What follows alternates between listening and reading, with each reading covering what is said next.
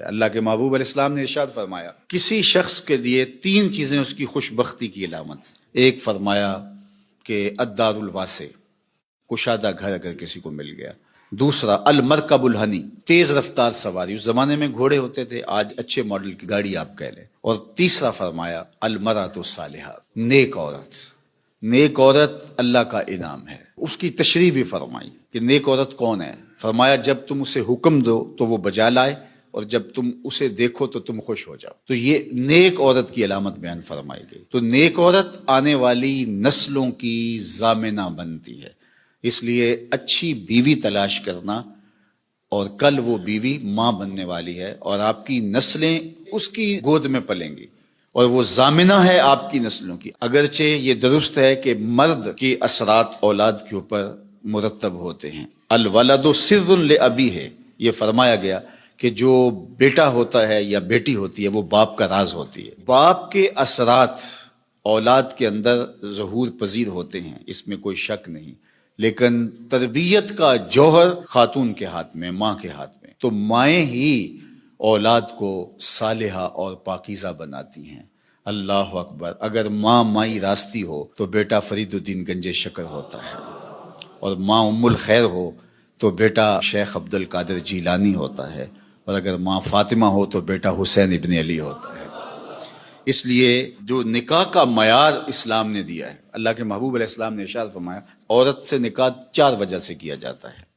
یعنی کوئی بھی کسی سے نکاح کرتا ہے تو اس کے جو دواعی ہیں، جو محرکات ہیں، وہ 4 ہیں. سب سے پہلا فرمایا لمالہا، عمومی طور پہ یہ لوگوں کے رویے ہیں جو حضور نے بیان فرمایا. مال کی وجہ سے لوگ کسی سے نکاح کا رشتہ جوڑتے ہیں. دوسرا فرمایا لحسبہا، کسی کے حسب و نسب کی وجہ سے، خاندانی وجاہت کی وجہ سے رشتہ جوڑا جاتا ہے. تیسری بات فرمائی ولجمالہا، کسی کی خوبصورتی کی وجہ سے رشتہ جوڑا جاتا ہے. اور پھر آقا کریم علیہ السلام نے چوتھا فرمایا لدینہا، کسی کے دین کی وجہ سے اس کے ساتھ رشتہ جوڑا جاتا ہے.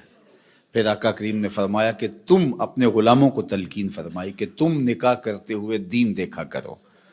اللہ اکبر.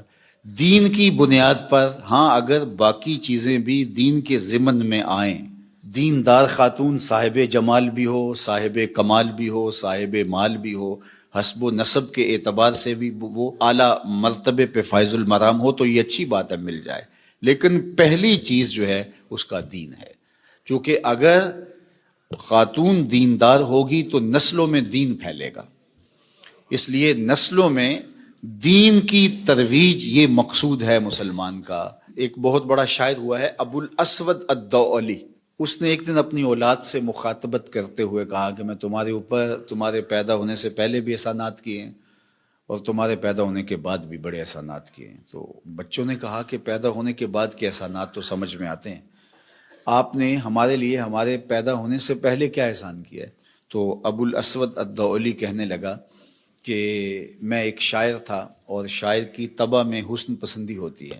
میں جب اپنی شادی کے مرحلے میں پہنچا اور نکاح کرنے کا میں نے سوچا، تو ظاہر ہے میری ترجیح تو یہی تھی کہ میں کوئی خوبصورت عورت تلاش کروں. لیکن میں جب ڈھونڈنے نکلا تو میں اپنے لیے خوبصورت عورت تلاش نہیں کی، تمہارے لیے با کردار ماں تلاش کی ہے کہ وہ میرے بچوں کی ماں بننے والی ہے. تو یہ وہ میرا احسان ہے. میں اپنی خواہشات اور اپنے جذبات کی قربانی دے کے میں نے آنے والی نسل کا سوچا ہے، اور نسل کی وجہ سے میں نے جو ہے وہ ترجیح دی ہے. چونکہ ماؤں پہ موقوف ہے اچھی نسلوں کی نشأت بھی، نہضت بھی اور تربیت بھی. تو جس طرح کی ماں ہوگی اولاد اسی طرح کی ہوگی.